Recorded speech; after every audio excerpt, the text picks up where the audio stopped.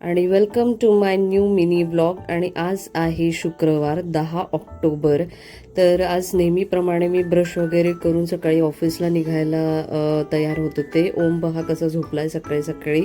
आणि त्यानंतर मग मी सगळं आवरायला सुरुवात केली. आंघोळ वगैरे करायची तयारी, त्यानंतर ब्रेकफास्ट टिफिन वगैरे हे सगळं करण्याची तयारी माझी चालू होती.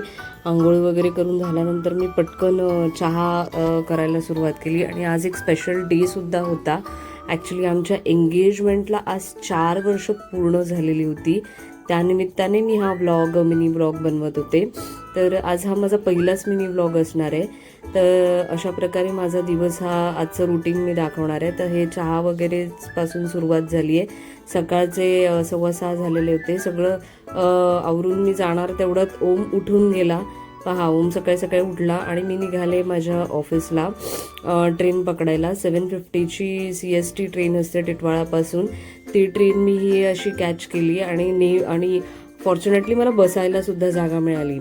ऑफिसमध्ये गेल्यानंतर रेडी वगैरे झाल्यानंतर मी इथे नाश्ता केला.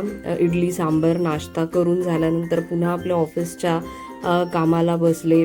आज फार काही लोड नव्हता. शुक्रवारी युजली फार काही लोड नसतो कामाचा. थोडं होतं काम, काही मेल्स होते, मीटिंग्स वगैरे होत्या, तर ते सगळं काही कंप्लीट करायचं होतं. तर ते सगळं मी कंप्लीट केलं. दिवसभर काम करून झाल्यानंतर संध्याकाळी मी पुन्हा निघाले ट्रेनने.